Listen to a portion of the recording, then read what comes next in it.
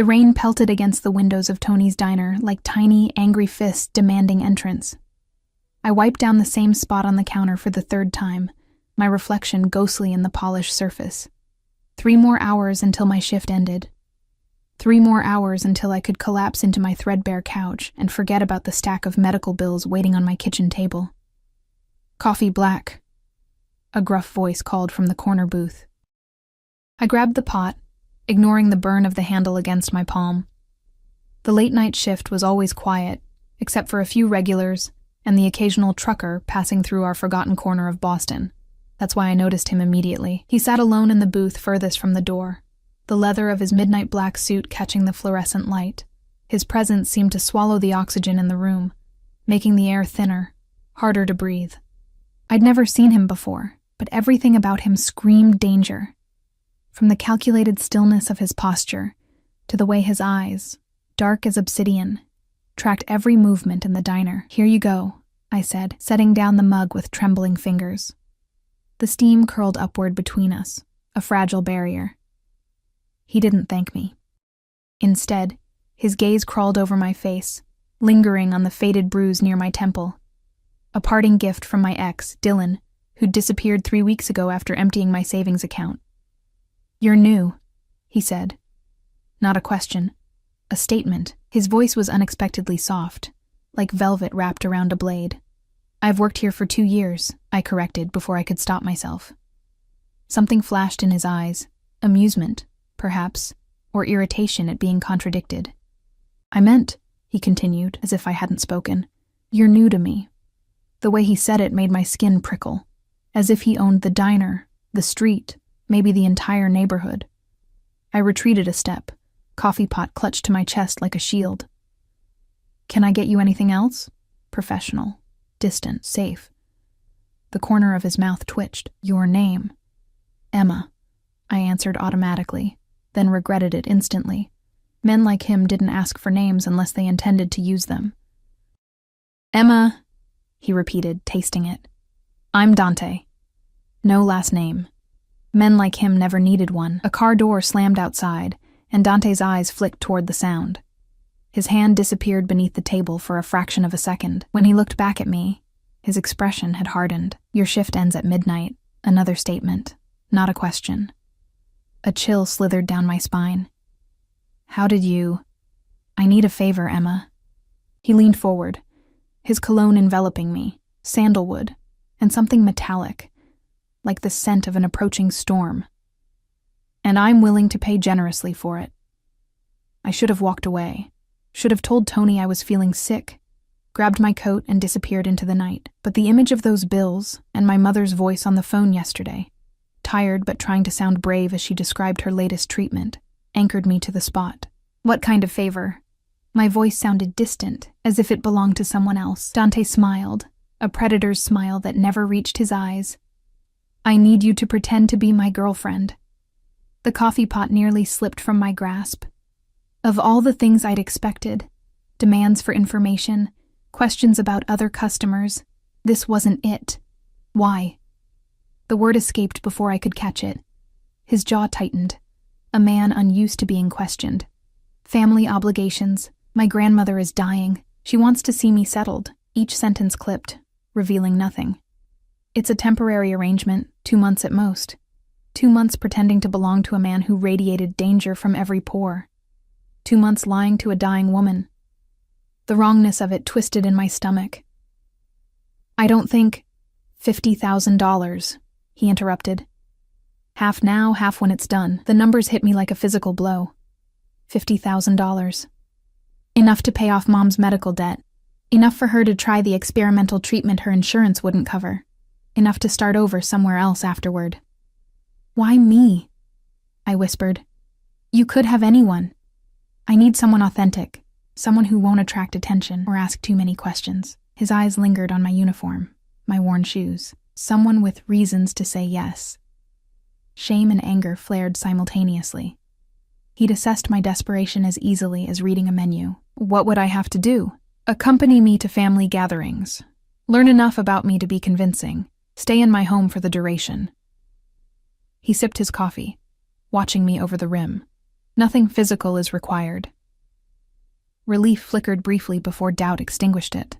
Men like him always expected something eventually. I have conditions, I said, surprising myself with my boldness.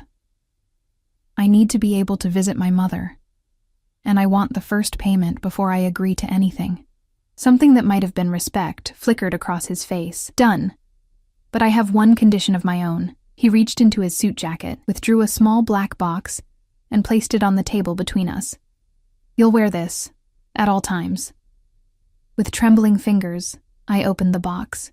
Inside lay a ring, platinum band cradling a diamond so large it seemed obscene. Next to it, a necklace with a pendant that looked like an ornate D intertwined with thorny vines. The ring marks you as mine, Dante said, his voice dropping an octave. The necklace is insurance. It contains a tracker.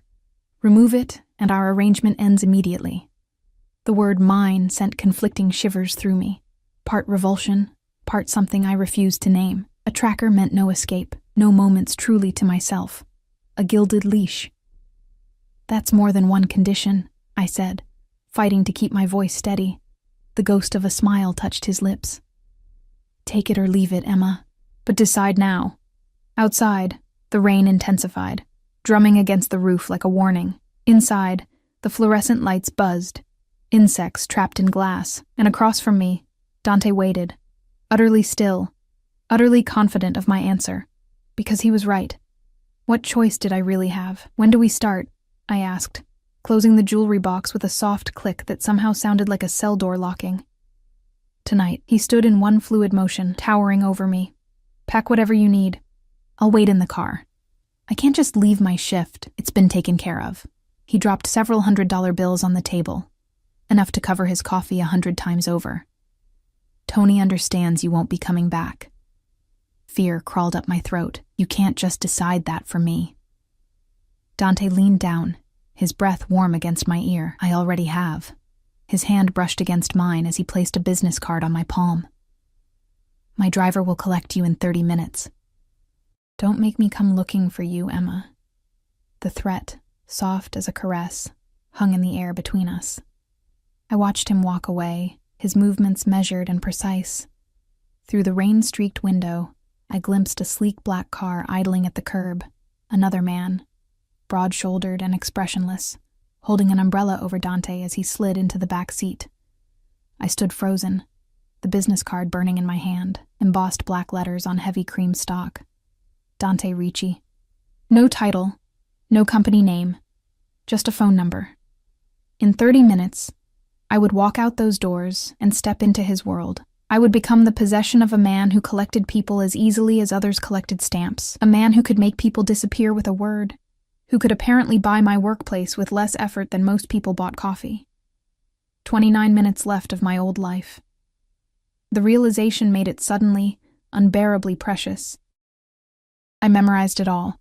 The cracked vinyl of the booths, the flickering neon open sign, the comforting smell of burned coffee and grease.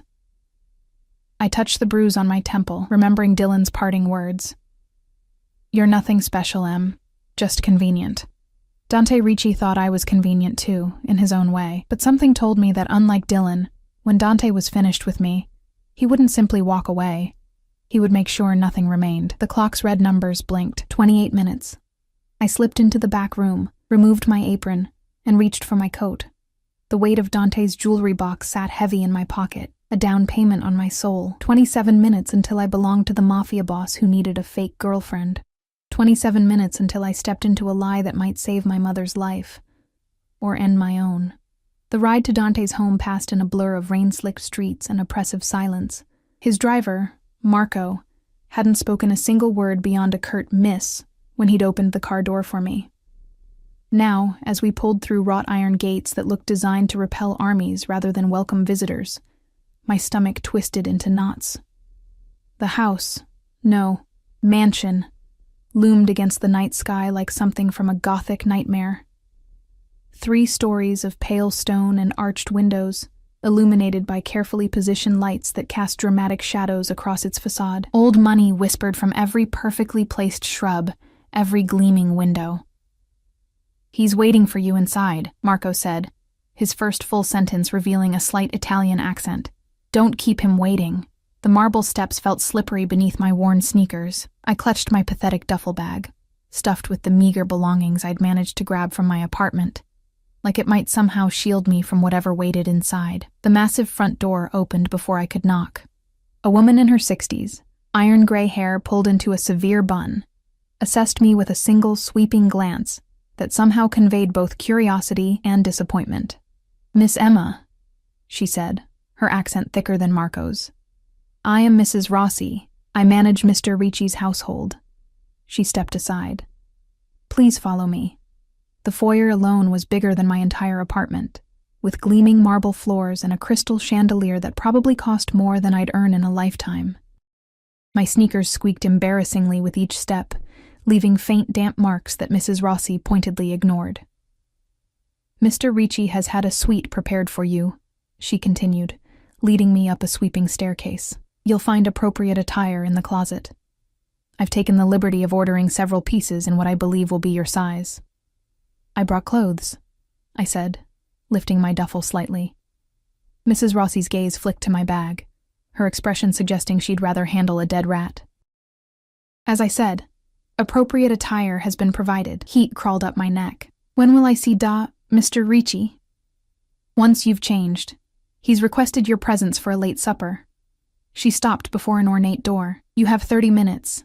The suite was larger than the entire floor of the nursing home where my mother stayed. A sitting room opened into a bedroom, dominated by a 4-poster bed draped in cream-colored silk. The bathroom gleamed with marble and gold fixtures. Everything spoke of wealth so secure it had never needed to announce itself. I set my duffel on a velvet bench and walked to the closet. Opening it felt like stepping into another world. Dresses, blouses, pants, all in muted, expensive-looking fabrics. Nothing flashy or revealing, nothing cheap. All still with tags attached. All exactly my size.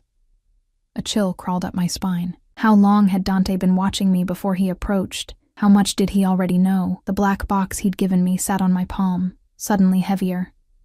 I opened it, staring at the ring and necklace inside. The diamond caught the light, breaking it into tiny rainbows that danced across my skin, beautiful and cold, like its owner. With shaking fingers, I fastened the necklace around my throat. The pendant rested in the hollow between my collarbones, heavier than it looked. The tracker inside would tell Dante exactly where I was, always. I slipped the ring onto my left hand, where it sat foreign and uncomfortable.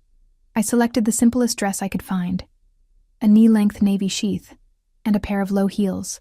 The mirror reflected a stranger back at me.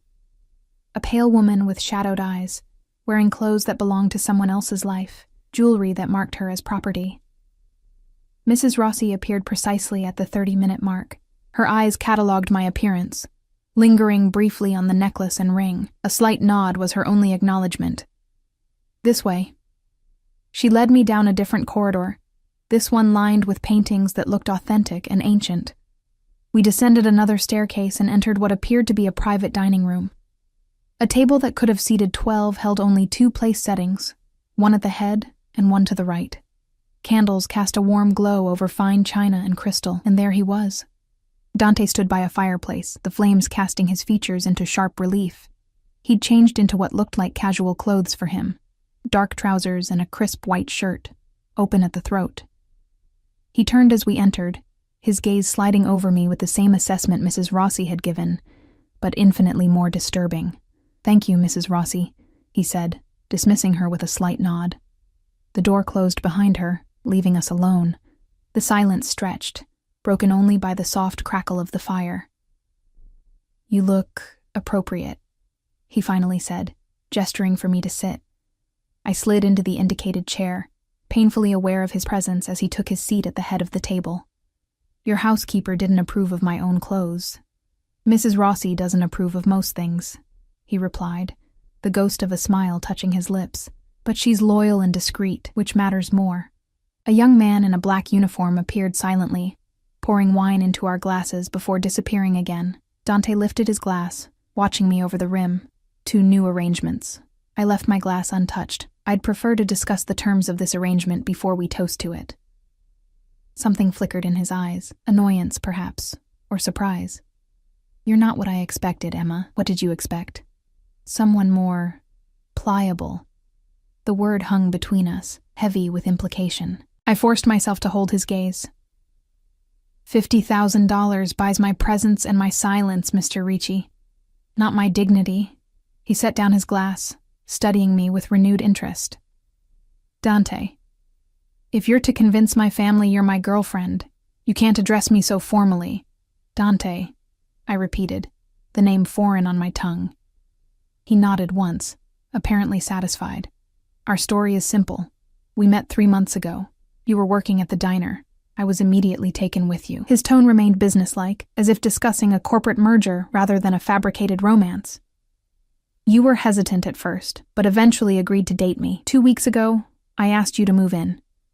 Food arrived, something Italian and aromatic that I was too nervous to appreciate. I pushed it around my plate, stomach too knotted to eat. Your family won't believe that," I said. "Look at you, and then look at me." His eyes did exactly that, a slow assessment that made heat rise to my cheeks. "You underestimate yourself. I'm being realistic. You could have any woman you wanted. Why would you choose a waitress with nothing to offer? Perhaps I'm tired of women who want something from me." He took a sip of wine. "Or perhaps I simply wanted you." The way he said it, so matter-of-fact, so possessive, sent a shiver through me that wasn't entirely fear. I pushed the feeling aside. "When do I meet your family?" "Tomorrow. Sunday dinner at my grandmother's estate." He set down his fork. "My mother, my sister and her husband, several cousins, and Nonna, of course." The dying grandmother. His expression hardened. "Yes, she has cancer. 3 months, maybe less." Guilt twisted in my chest. "I'm sorry. My mother has cancer too. That's why I trailed off, not wanting to remind him of my desperation. Something softened almost imperceptibly in his expression. "Yes, I know. Stage 4 metastasized to her bones. The experimental treatment at Brigham and Women's could help, but your insurance denied it." Ice flooded my veins. "How could you possibly know that?" "I know everything about you, Emma Walker. Your mother, Janet. Your ex-boyfriend, Dylan, who stole your savings and disappeared. Your student loans from the nursing degree you never finished because your mother got sick." He paused. "Your father, who left when you were 12 and never looked back." Each fact hit like a physical blow. He'd dissected my life, laid out my vulnerabilities like specimens to be studied. Why go to all that trouble for a fake girlfriend? I don't enter into arrangements without due diligence. He reached across the table, his fingers brushing against the diamond on my hand. "And I protect what's mine, even temporarily." I pulled my hand away. "I'm not yours. I'm an employee on a very short-term contract." His smile didn't reach his eyes. "For the next 2 months, Emma, the distinction is meaningless. To the world, to my family, you belong to me in every way that matters." "And the tracker?" I touched the pendant at my throat. "Is that how you typically treat your employees?" "Only the ones I can't afford to lose." He stood, circling the table until he stood beside me. "The first payment has already been transferred to your account. $25,000. I've also arranged for your mother to begin the experimental treatment next week." Relief warred with resentment. "I could have arranged that myself with the money. This way, there's no delay." He offered his hand. "Come. There's something else you need to see." Against my better judgment, I placed my hand in his. His fingers closed around mine, warm and startlingly gentle. He led me through the house, up the main staircase, and down another corridor, stopping before a door at the end of the hall. "My rooms," he said, opening the door. Alarm shot through me. "I thought you said nothing physical." And I meant it. Something like offense flickered across his features. "But if you're my girlfriend, you would naturally spend time in my rooms." He guided me inside, his hand resting lightly at the small of my back. His suite made mine look modest by comparison. Dark woods, rich leathers, and deep greens dominated the space. A massive desk occupied one corner, its surface meticulously organized. One wall was entirely bookshelves, filled with leather-bound volumes in several languages. The staff know not to enter without permission, he continued, walking to another door, which makes this the most private place in the house. He opened the door to reveal a closet larger than my bedroom at home. But what caught my attention wasn't the rows of immaculate suits or the collection of watches in a glass-fronted cabinet. It was the far wall, covered in photographs, documents, and notes connected by red string, like something from a detective movie. At the center was a photo of a man in his 50s, expression hard, eyes cold. "Viktor Sokolov," Dante said, voice flat.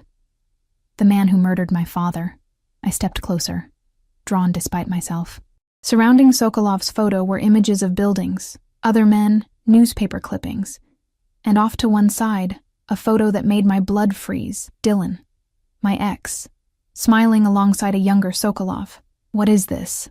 I whispered, unable to tear my eyes away. "The reason you're really here." Dante's voice had changed, all pretense of civility stripped away.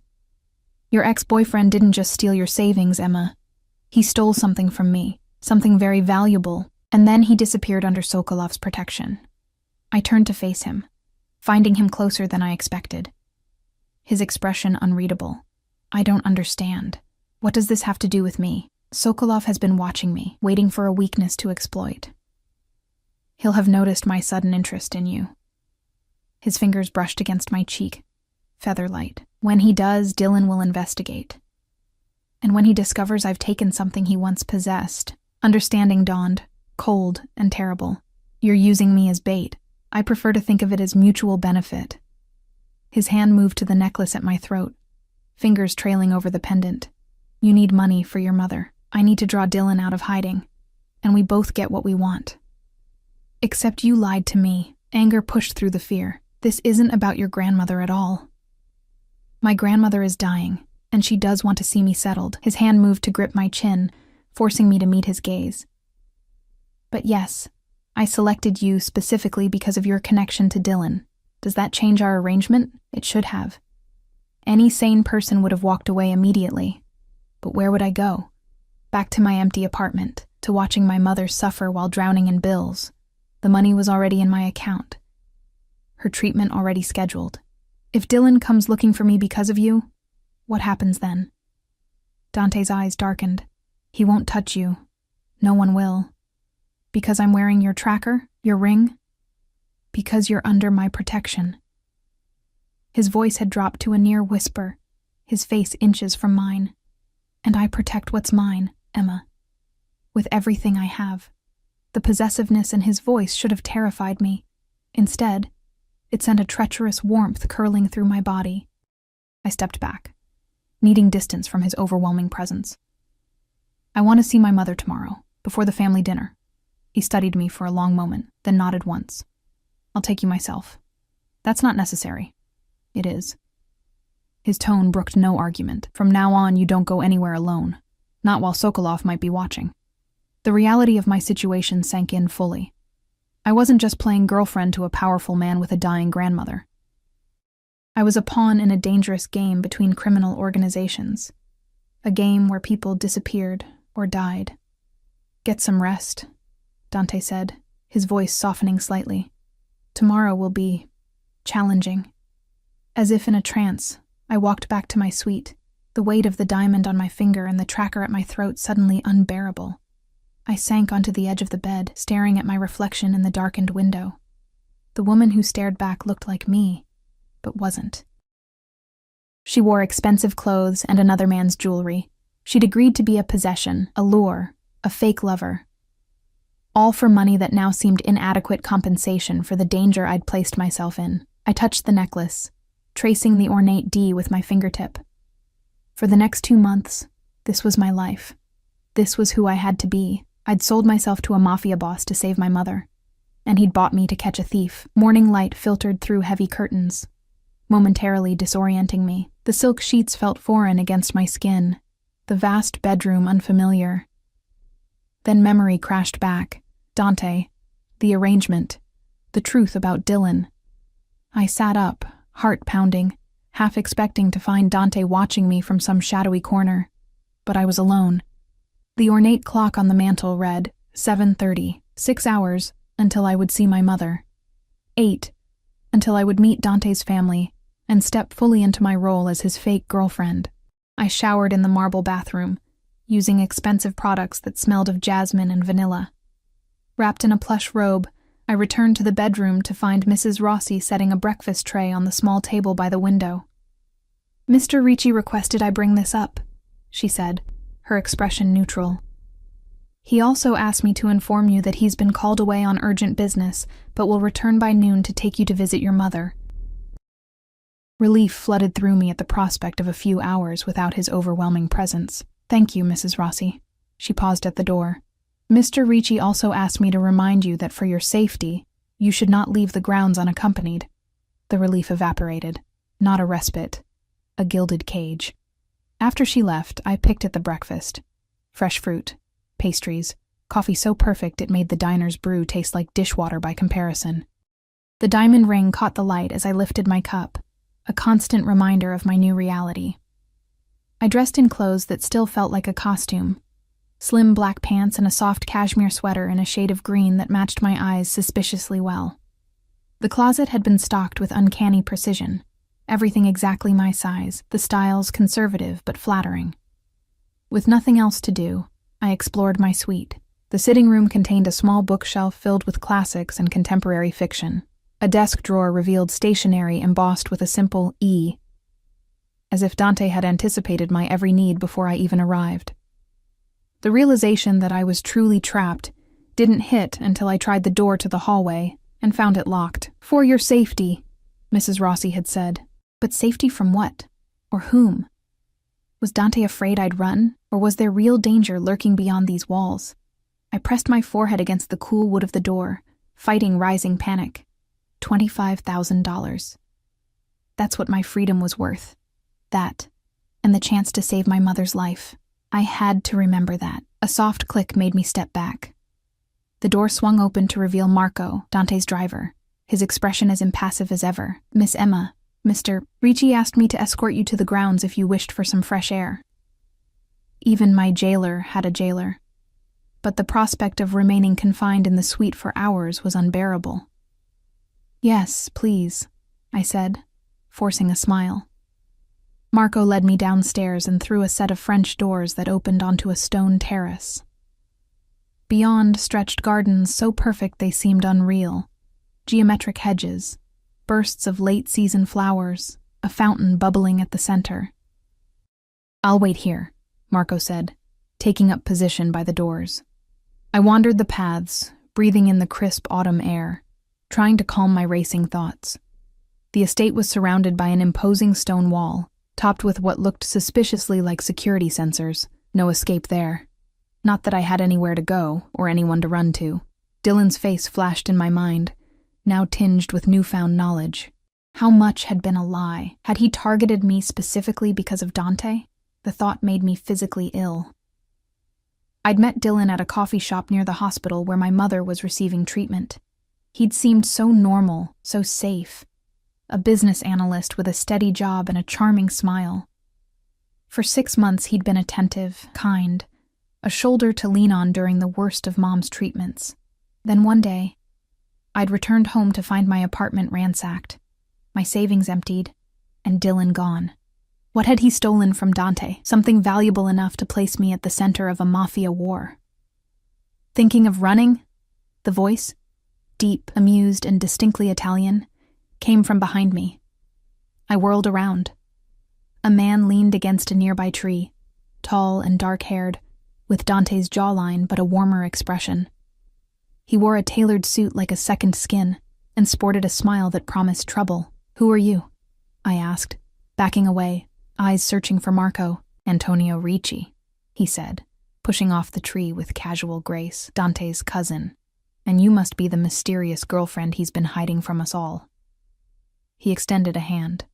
"A pleasure to finally meet you, Emma." I hesitated before shaking his hand. "How do you know my name?" "The household staff talks, not much else to do in this mausoleum." His gaze dropped to my left hand. "Nice rock.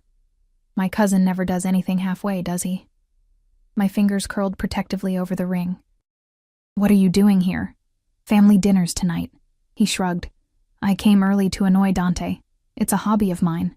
He's not here. So I've been told. Antonio stepped closer, studying me with undisguised curiosity.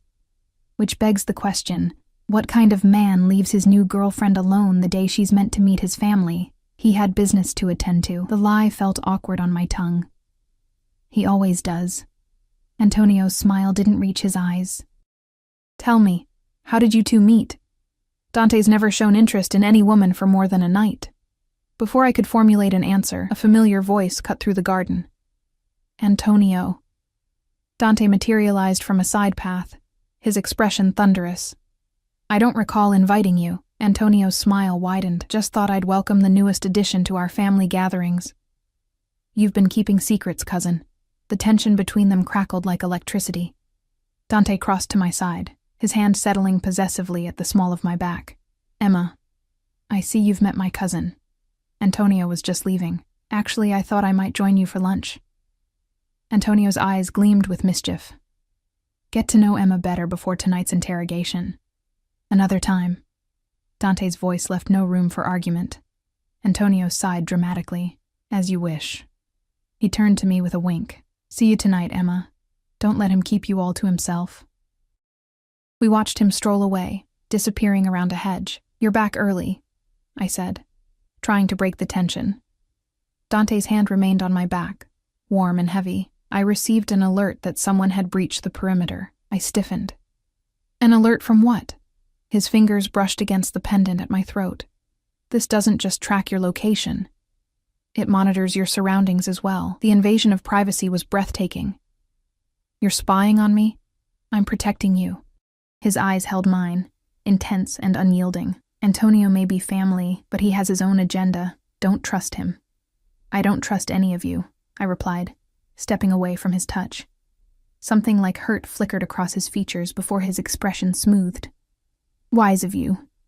He checked his watch. We should leave soon if you want time with your mother before dinner. The drive to the nursing home passed in tense silence. I stared out the window, hyper-aware of Dante beside me, of Marco's eyes occasionally meeting mine in the rearview mirror. The weight of the necklace felt heavier with each mile. The Sunshine Valley care home looked shabbier than ever next to Dante's gleaming black Bentley. I hesitated at the entrance. Would you prefer I wait here? Dante asked, his voice unexpectedly gentle. The question caught me off guard. I'd assumed he would insist on accompanying me, on meeting my mother. Yes, please. I'd like some time alone with her. He nodded once. I'll be right here if you need me. Mom was having a good day. She sat up in bed, her thinning hair covered with a colorful scarf, a puzzle book open on her lap. Her face lit up when she saw me. Emma, sweetheart. She reached for my hands, then froze, eyes widening at the diamond on my finger. What on earth is that? I hadn't planned for this. Somehow, in all the chaos, I'd forgotten to remove the ring before seeing her. It's complicated, Mom. Complicated looks expensive. She peered at my face. And you're wearing new clothes. What's going on? I perched on the edge of her bed, heart hammering. I couldn't tell her the truth, that I'd essentially sold myself to a Mafia boss to pay for her treatment.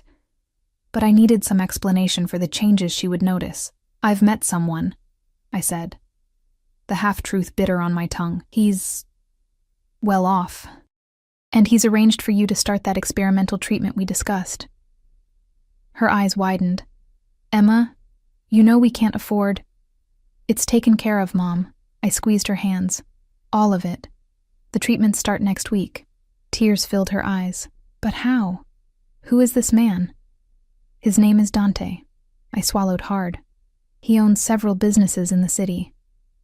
Not technically a lie, though I suspected those businesses weren't entirely legitimate, and he's just paying for my treatment? Emma, He cares about me, I interrupted. The lie easier now. And he knows how much you mean to me. She studied my face, maternal intuition clearly sensing something amiss. This is awfully sudden. How long have you known him? A few months. I gestured vaguely. It's happened quickly. Is he good to you? Her gaze was penetrating. Does he make you happy? The question struck deeper than she could know. He's protective, I said carefully, and generous. That's not what I asked. I looked down at our joined hands, her thin, papery skin against mine. I'm doing what I need to do, Mom. Concern creased her brow. Emma. He's waiting outside, I said, desperate to change the subject. The treatment will work, Mom. That's what matters.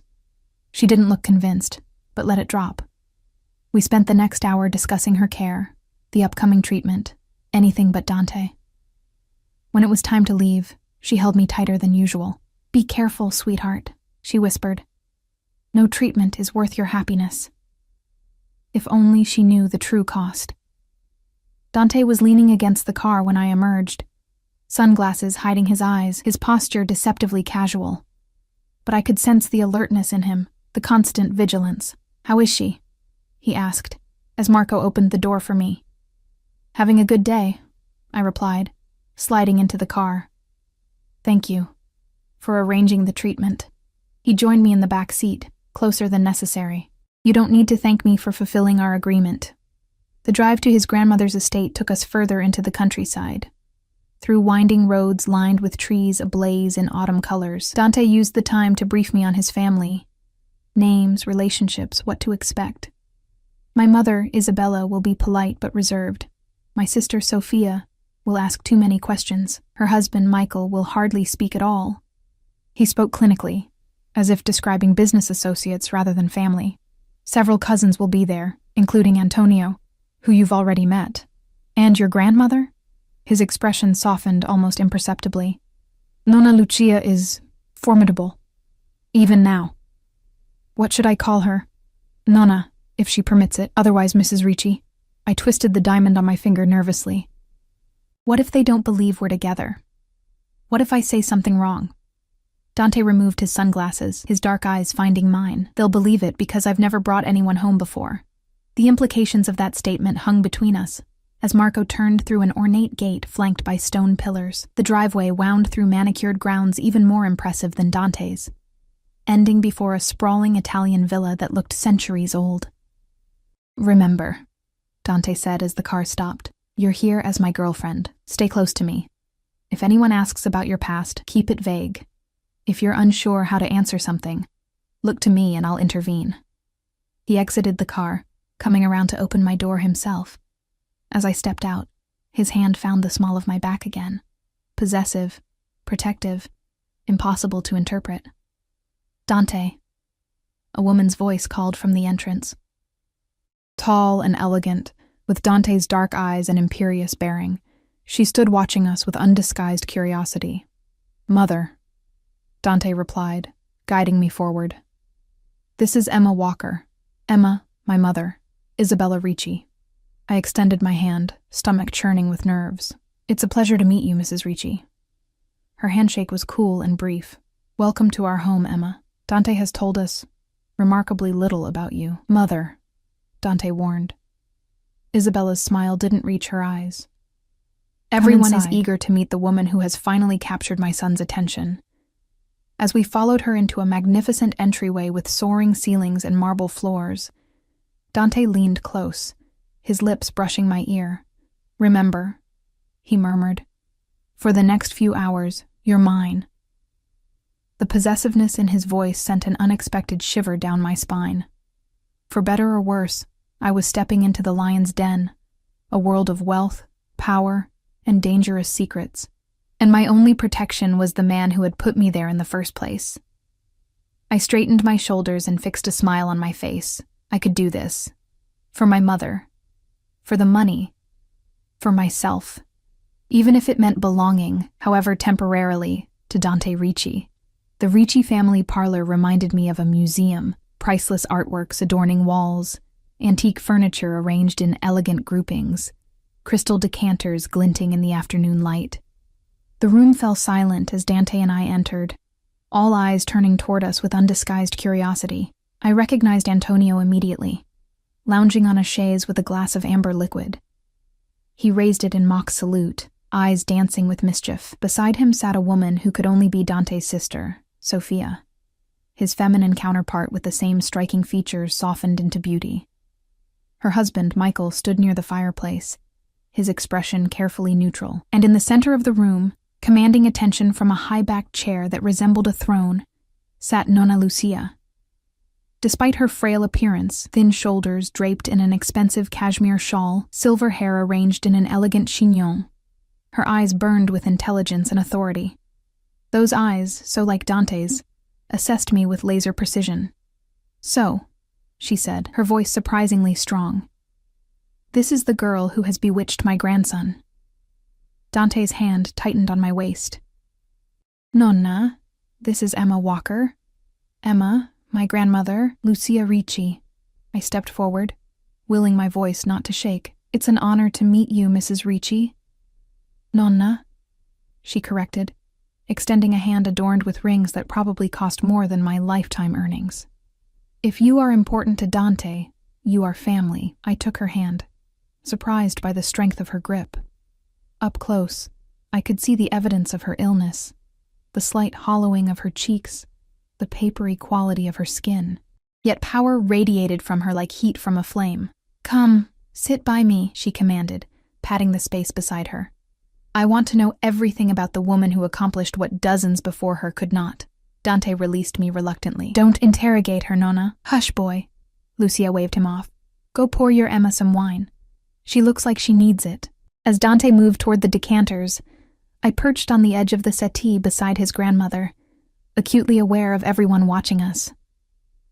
"Now," Lucia said, her voice lowered for my ears alone, "tell me how you met my stubborn grandson." I recited the story Dante and I had rehearsed. At the diner where I work, he came in late one night and noticed me. "Noticed you." Lucia's eyebrow arched. "My Dante doesn't merely notice women. He either ignores them or acquires them." "Which was it with you, I wonder?" The bluntness of the question caught me off guard. Before I could formulate a response, Sophia spoke from across the room. "What Nonna means to say," she interjected with a smile that didn't quite mask her skepticism, "is that my brother isn't known for serious relationships. Or any relationships," Antonio added, earning a glare from Dante as he returned with my wine. I accepted the glass gratefully, taking a sip to steady myself. I was surprised by his interest, too. "Yet here you are," Isabella observed from her position by the fireplace, "wearing his ring after just 3 months. I touched the diamond self-consciously. "Sometimes you just know. And what exactly do you know about my son?" Isabella's question carried a challenge. Dante moved to stand behind me, his presence both reassuring and intimidating. "Mother—" "It's all right," I interrupted, finding courage in the role I needed to play. "I know he's private and intense. I know he works too much and trusts too little." I looked up at him, our eyes meeting. "I know he can be overwhelming and demanding and impossible." The room had gone completely silent, everyone watching this unexpected display. I turned back to Isabella. "But I also know he's fiercely protective of what matters to him. And for some reason I may never fully understand, I matter." The words felt shockingly genuine leaving my lips. Dante's hand found my shoulder, squeezing gently. Nonna Lucia's weathered face broke into a delighted smile. "She'll do," she announced to the room at large. "She sees you clearly, Dante. That's rare." The tension in the room eased slightly. Antonio raised his glass again, to Dante's good fortune then, and Emma's questionable judgment. Dinner was announced shortly after, saving me from further interrogation. The dining room proved as impressive as the rest of the house. A long table set with fine china and silver, fresh flowers arranged in a stunning centerpiece. Dante guided me to a seat at his right, with Nonna Lucia at the head of the table. The meal unfolded in a series of exquisite courses served by silent staff. I followed Dante's lead on which fork to use, which wine to sip, hyper-aware of Isabella's watchful gaze from across the table. "So, Emma?" Sophia asked between courses. "Dante mentioned you were in nursing school before you began working at the diner?" I nodded, carefully setting down my wine glass. "I had to pause my studies when my mother became ill. Cancer, isn't it?" Isabella's question sounded casual, but something in her tone suggested she already knew the answer. "Yes. Stage 4. How fortunate that she now has access to experimental treatment," Isabella continued. "Such programs are difficult to get into." My eyes met Dante's briefly. How much did his family know about our arrangement? Yes, I agreed cautiously. We've been very fortunate. Dante has always been generous. Nonna Lucia interjected, her shrewd eyes missing nothing, especially with those he cares about. The conversation shifted to family matters. Business interests I suspected were not entirely legitimate. Property acquisitions, an upcoming charity gala. I ate little, too nervous to enjoy the food, focusing instead on appearing comfortable in this world of casual wealth and power. Throughout the meal, I became increasingly aware of Dante's protective gestures. His hand occasionally resting on mine, the way he subtly steered conversations away from topics that might put me in a difficult position. His body angled toward mine as if to shield me from his family's scrutiny. Was it all part of the performance, or something more? As dessert was served, a delicate panna cotta with fresh berries, Nonna Lucia tapped her water glass for attention. Before we conclude our meal, I wish to make an announcement. Her eyes found mine, a smile playing at the corners of her mouth. I am hosting a gala next month to benefit the Children's Hospital, as my health permits, of course. Dante, I expect you to attend, with Emma as your date. I froze. The implications clear. Our arrangement was supposed to last 2 months at most. If Nonna Lucia was planning an event a month away, of course, Nonna. Dante replied smoothly, his hand finding mine beneath the table. We wouldn't miss it. Excellent. She turned her attention to Antonio. And you will bring a proper date this time, not one of those models who can't string 2 words together. Antonio clutched his heart in mock offense. You wound me, Nonna. My taste in women is impeccable. Your taste in women is deplorable, Lucia corrected. Take notes from your cousin. He's finally chosen wisely. After dinner, the family dispersed throughout the house. Dante was drawn into what appeared to be a serious conversation with his mother and Michael in the library. I found myself momentarily alone, grateful for the respite from pretending. I wandered into a small, book-lined room off the main hall. Family photographs lined the shelves, Dante and Sofia as children, a younger Nonna Lucia standing beside a stern-looking man I assumed was Dante's grandfather, wedding photos from various generations.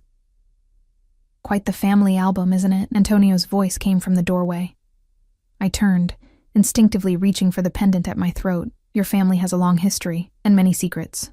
He entered the room, closing the door partway behind him. Tell me, Emma, how much has my cousin shared with you about our business interests? I took a step back. Enough. I doubt that. Antonio moved to the photographs, picking up one of a young Dante in a graduation gown. Did he tell you about Dylan Foster?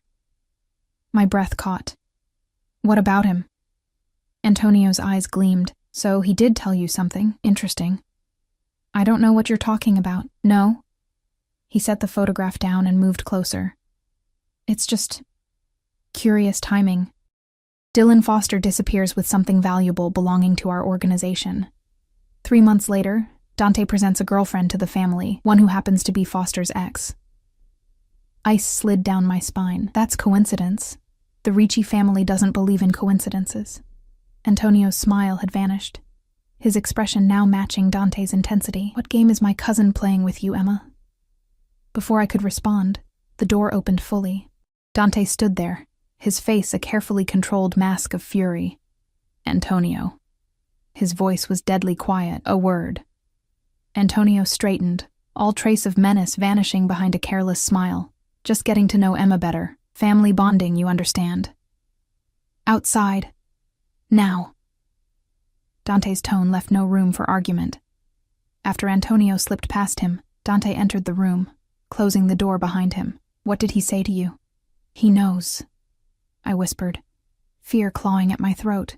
About Dylan. About me. He knows this isn't real. Dante crossed to me in 2 strides, his hands gripping my upper arms. Tell me exactly what he said. I repeated Antonio's words, watching Dante's expression darken with each one. When I finished, he released me, pacing the small space like a caged animal. I should have anticipated this, he muttered. Antonio has always been too clever for his own good.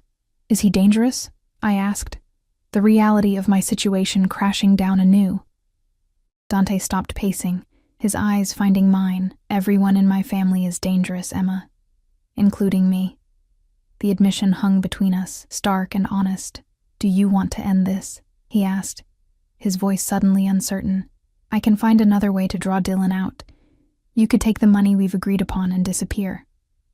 The offer was tempting, escape from this web of lies and danger. But something held me back, and my mother's treatment would continue as arranged. I stared at him, searching for the catch. Why would you do that? Because I've placed you in danger, he replied simply. That was never my intention. For a moment, I glimpsed something beyond the controlled facade. Regret, perhaps. Or something deeper. But before I could identify it, his expression shuddered once more. I need to deal with Antonio, he said. Stay here. I'll return shortly. After he left, I sank into a leather armchair, mind racing. If I walked away now, I could take the money, ensure my mother's treatment, and leave this dangerous game behind. But where would I go? What would I do?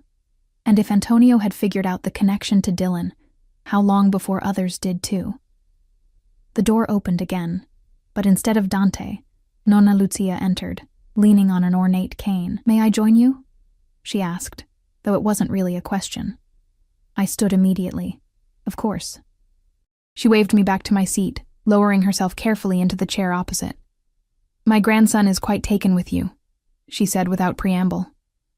I care for him too, I managed, the lie bitter on my tongue. Do you? Her eyes, sharp despite her illness, pinned me in place. Or is there another arrangement between you? My heart stuttered. I don't know what you mean, child. I have been the matriarch of this family for 30 years. Do you think I cannot recognize when someone is playing a role? She leaned forward slightly. The question is, does Dante know you're acting? Or is he the one who wrote your script? I remained silent, trapped between truth and fiction. Lucia sighed, settling back in her chair. My grandson has never brought a woman to Sunday dinner, not once in his 29 years. Do you know why? I shook my head. Because Dante does not trust easily. Not since his father was murdered before his eyes when he was 12 years old. She spoke matter-of-factly, but I could see the old pain etched in her face. Whatever your arrangement with him, understand this. If he has brought you here, revealed you to his family, placed his ring on your finger, it is not merely business. The implications of her words settled over me like a weighted blanket. We barely know each other, I protested weakly. Sometimes recognition happens in an instant. Her gnarled fingers touched a locket at her throat. I knew my Giuseppe was mine the moment I saw him. 62 years together, and I never doubted that first recognition.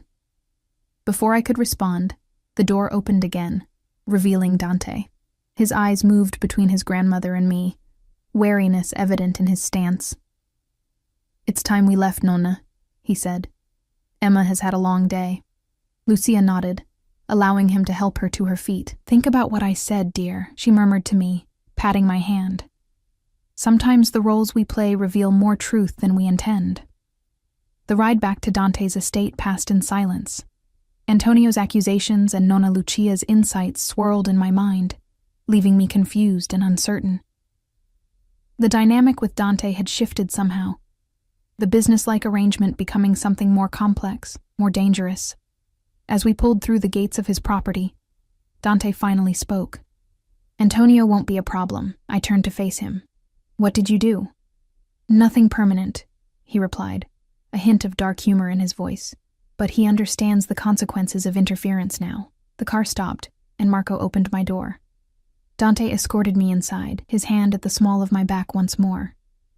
This time, I was acutely aware of the heat of his palm through the thin fabric of my dress, of the subtle possessiveness in his touch. We reached the door to my suite, and I turned to face him. What happens now? His eyes searched mine, something unreadable in their depths.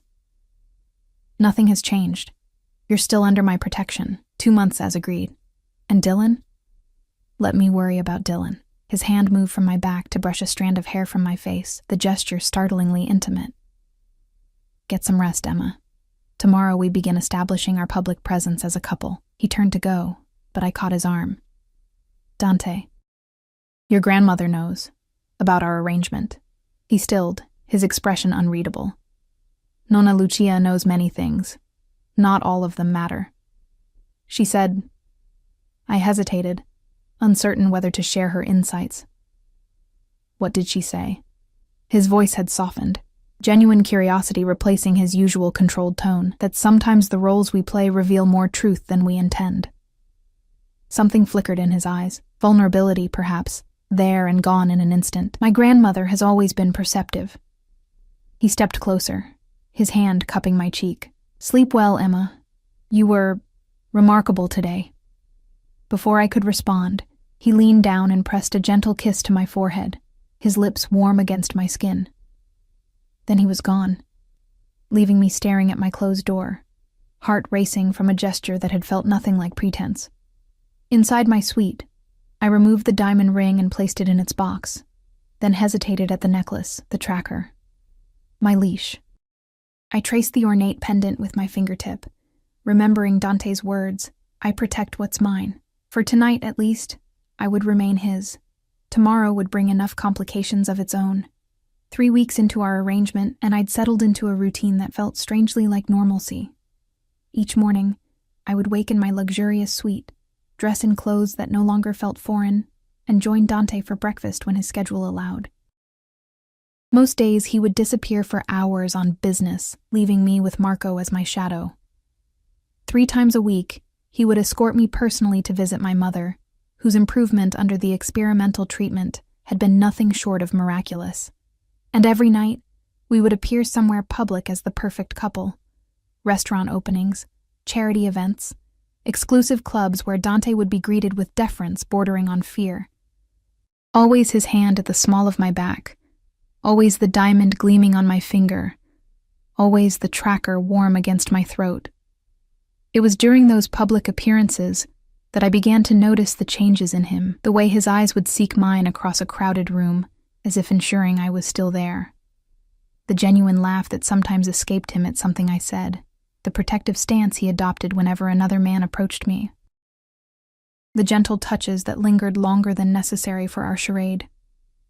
You're distracted, Dante observed one morning as we sat in his study, going over details for Nonna Lucia's upcoming gala. He'd insisted I take an active role in the planning, claiming it would reinforce our cover story. I looked up from the seating chart I'd been pretending to study, just thinking about my mother. Her doctor says the treatment is working better than expected. His eyes softened. I'm glad. We can visit her this afternoon if you'd like. We? I raised an eyebrow. Usually you just drop me off. I thought I might meet her properly this time. He set down his coffee cup. Unless you'd prefer I didn't. The offer caught me off guard. In our 3 weeks together, Dante had carefully maintained the boundaries of our arrangement, never pushing for more than our public performance required. Meeting my mother felt like crossing an invisible line. She's been asking about you, I admitted. She thinks it's strange she hasn't met the man who's paying for her treatment. And what have you told her about me? I looked away. Enough to explain the situation without explaining the situation. So she believes we're genuinely involved. Yes. The lie to my mother weighed heavier than any other part of our arrangement. She's happy I'm not alone anymore. Dante was silent for a moment, studying me with that intense gaze that seemed to see beneath my surface. Am I really so terrible to be with, Emma? The question startled me with its vulnerability. No, I answered honestly. You're not what I expected. What did you expect? Someone colder, more ruthless. I met his gaze directly, less human. A ghost of a smile touched his lips. You make me sound like a monster in a fairy tale. Aren't you?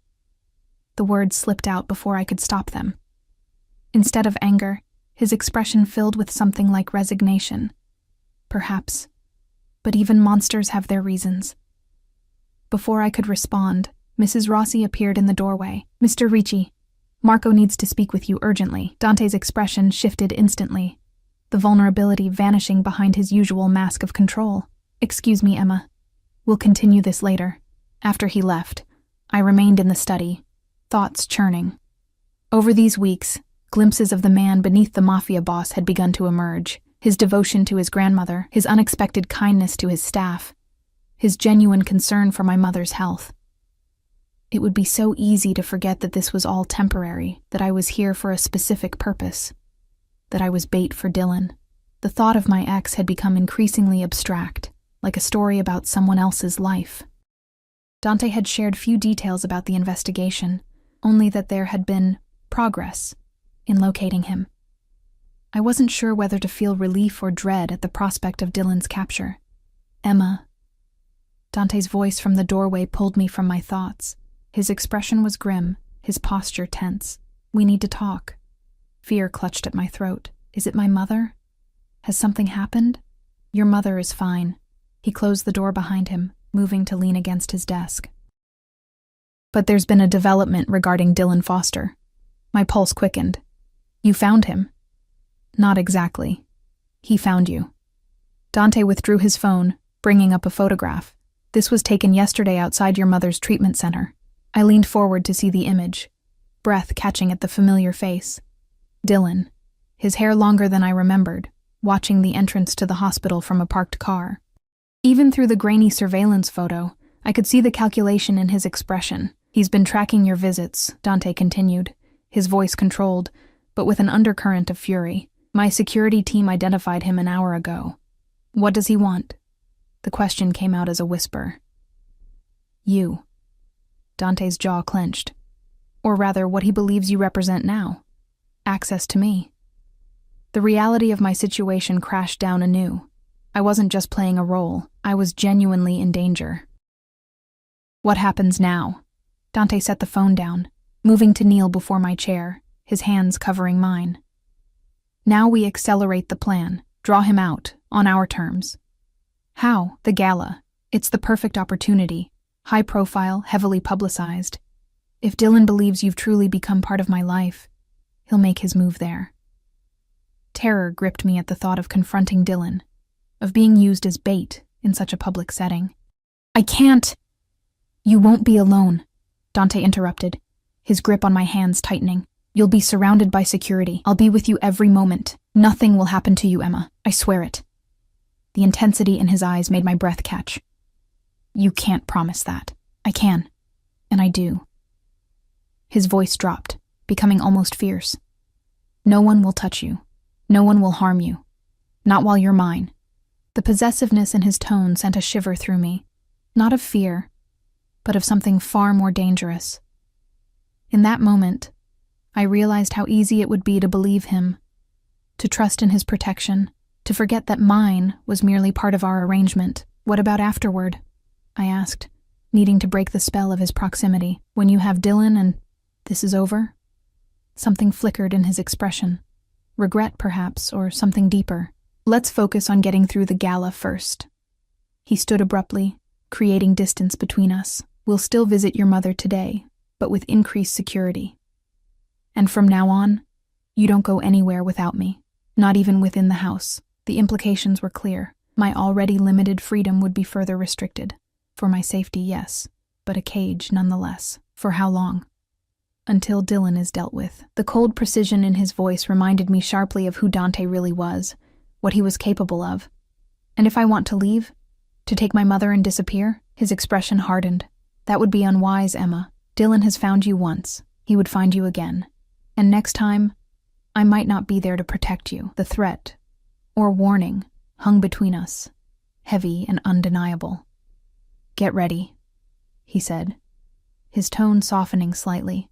We leave for the hospital in an hour. After he left, I sank back into the chair, mind racing. I'd been naive to think I could simply walk away when our arrangement ended. I was entangled now in Dante's world, in his vendetta against Dylan, in a dangerous game with no clear path to safety, and worst of all, some treacherous part of me didn't want to leave. The hospital hallway felt too bright, too exposed after the revelation about Dylan. Dante walked beside me, closer than usual, his hand resting possessively at my waist. Marco and another security guard flanked us, their vigilance palpable. You don't need to be nervous, Dante murmured as we approached my mother's room. I'm very good with mothers, despite everything. A surprised laugh escaped me. Somehow, I doubt you've met many. His lips quirked in that almost smile I'd come to recognize. First time for everything. My mother was sitting up in bed, looking better than I'd seen her in months. Color in her cheeks, hair growing back in soft wisps. eyes bright and alert. Her gaze moved immediately to Dante as we entered, curiosity and wariness battling in her expression. "Mom," I said, moving to kiss her cheek. "This is Dante. Dante, my mother, Janet Walker." Dante approached the bed, his usual commanding presence softened into something almost gentle. "Mrs. Walker, it's a pleasure to finally meet you." "Likewise," my mother replied, her eyes assessing him with maternal precision. "I've heard quite a bit about you. All good things, I hope." The charm in his voice sounded genuine. "Mostly vague things," she corrected, glancing at me with knowing eyes. "My daughter has been unusually reticent about the man who swept her off her feet." I tensed, but Dante merely smiled, taking the chair beside her bed. "Emma values her privacy. It's one of the many things I admire about her." The conversation flowed more easily than I'd expected. Dante asked thoughtful questions about my mother's treatment, listened attentively to her responses, and managed to charm her without seeming insincere. Not once did he mention the cost or imply any obligation.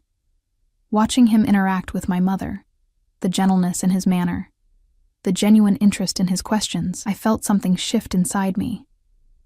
This wasn't the calculated performance of a man maintaining a business arrangement.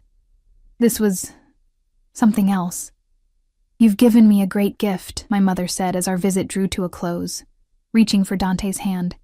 "Not just the treatment, but seeing Emma happy again. I worried she'd never find someone who truly saw her value." Guilt twisted in my chest at the deception, but Dante's response caught me off guard. "Your daughter is extraordinary, Mrs. Walker," he said, his voice soft but certain. "I'm the fortunate one." His eyes met mine over my mother's bed, filled with an emotion I wouldn't name. For a moment, the pretense fell away, leaving something raw and honest in its place. "Take care of each other," my mother said, squeezing both our hands. I swallowed past the lump in my throat. "We will, Mom." In the car afterward, the silence between us felt charged with unspoken thoughts. Dante stared out the window, his profile etched against the passing cityscape. "Thank you," I finally said. "For being kind to her, for not making it about the money." He turned to face me, expression unreadable. "Is that what you expected? That I would remind your mother of her obligation to me?" I didn't know what to expect, I admitted. "This arrangement has always been transactional." "Is that still how you see it?" His voice was quiet, almost vulnerable. Before I could answer, Marco's voice came from the front seat. "Sir, we have a situation at the house." Mrs. Rossi called. "Someone attempted to breach the perimeter." Dante's expression transformed instantly, all vulnerability vanishing behind cold fury. "Take us home. Now." The rest of the drive passed in tense silence, Dante on the phone speaking in rapid Italian, his tone leaving no doubt as to the consequences awaiting whoever had dared approach his property. When we arrived, the house was swarming with security personnel. Mrs. Rossi met us at the door, her usual composure slightly shaken. "What happened?" Dante demanded. "A delivery van approached the gate," she explained. "When security questioned the driver, he claimed to have a package for Miss Emma. When asked for identification, he fled." Dante's hand found the small of my back, guiding me inside with more urgency than usual. "Description?" "Young, dark-haired, wearing a cap and sunglasses." "Dylan," I whispered, the name like ash on my tongue. Dante's expression hardened. He's getting bolder, or more desperate. In the safety of Dante's study, with the door locked and security posted outside, he paced like a caged predator. "The gala is in 3 days. Until then, you don't leave this house. Not for any reason." "What about my mother?" "I'll arrange for daily video calls," he interrupted, "but no physical visits. It's too dangerous." Fear and frustration warred within me. "So I'm a prisoner now?" Dante stopped pacing, his eyes finding mine. "You're under my protection, Emma. There's a difference." "Is there?" I challenged, anger pushing past fear. "I have no freedom, no choices. I'm monitored every moment." I touched the pendant at my throat. "How is that not imprisonment?" He moved toward me, stopping just inches away. "A prison is designed to keep someone in. Everything I've done is to keep others out, to keep you safe. Because I'm valuable to your plan. I said bitterly. Because you're valuable to me. The words exploded from him, his control finally fracturing. He stepped closer, his hands coming up to frame my face. Do you think this is still just about Dylan? About what he stole? My heart hammered against my ribs, his proximity overwhelming. Isn't it? It was, he admitted, voice dropping to a near whisper. At first. But now. The rest of his thought hung unspoken between us, but his eyes, usually so guarded, revealed everything. Desire, possessiveness, and something dangerously close to tenderness. I should have pulled away, should have reminded him, and myself, of the temporary nature of our arrangement. Instead, I found myself leaning into his touch, drawn to the warmth of his hands against my skin. Dante, I whispered, his name both question and answer. He closed the remaining distance between us, his lips finding mine in a kiss that started gentle but quickly blazed into something more demanding. His arms encircled me, pulling me against the solid heat of his body, one hand tangling in my hair while the other pressed possessively against my lower back. I kissed him back with equal fervor, weeks of tension and denied attraction culminating in this moment. His cologne surrounded me, that familiar scent of sandalwood and approaching storm, as his mouth claimed mine with increasing urgency. When we finally broke apart, both breathing heavily, he rested his forehead against mine. This complicates things, he murmured, a note of wry humor in his voice. Everything about you is complicated, I replied, finding unexpected laughter bubbling up despite our situation. His thumb traced my lower lip, his eyes darkening. We should talk about what this means. Later, I agreed, knowing we needed to address the shift between us, the implications for our arrangement. After the gala. After Dylan. He nodded, reluctantly creating space between us. After Dylan, he echoed, a promise in the words. The next 3 days passed in a blur of preparation and heightened security. True to his word, Dante never left my side, even sleeping on the couch in my sitting room, rather than returning to his own suite. Our kiss had changed something fundamental between us, transforming pretense into something genuine and fragile. We didn't discuss it. By unspoken agreement, that conversation would wait until after the immediate danger had passed. But the way he looked at me, touched me, protected me, those spoke volumes. The night of the gala arrived with a flurry of activity. My dress, a midnight blue gown that flowed like water, had been specially selected by Dante himself. As I stood before the mirror, fastening his necklace at my throat and sliding his ring onto my finger, I barely recognized the woman staring back at me. She looked confident, elegant, worthy of standing beside a man like Dante Ricci, no longer just playing a role, but inhabiting it. A soft knock at the door preceded Dante's entrance. He stopped abruptly at the sight of me, his expression momentarily unguarded. "You look beautiful," he said, the simple words carrying more weight than elaborate compliments ever could. He crossed to stand behind me, our reflections forming a striking pair in the mirror. His hand settled on my shoulders, warm and steady. "Are you ready for this?" The question encompassed so much more than just the evening ahead. Was I ready to face Dylan, to acknowledge what was developing between Dante and me, to accept that my life had irrevocably changed? I met his eyes in the mirror, finding strength in his unwavering gaze. Yes. His lips brushed against my temple, a gesture of affection that had become natural in these past days. "Stay close to me tonight, no matter what happens." "I will," I promised, turning to face him. "Dante, after tonight, when this is over, what happens to us?" The vulnerability in the question hung between us, impossible to take back. His hands cupped my face, his expression more open than I'd ever seen it. "What do you want to happen, Emma?" The truth spilled from me before I could stop it. "I don't want this to end." Relief and something like joy flashed across his features. "Then it won't," he said simply, as if rewriting our arrangement was within his power. Perhaps it was. His phone buzzed, breaking the moment. "The cars are ready," he said after checking the message. "It's time." As we descended the grand staircase, surrounded by security, I realized with sudden clarity that tonight would change everything, one way or another. Either Dylan would be caught and our charade could end, or something would go terribly wrong.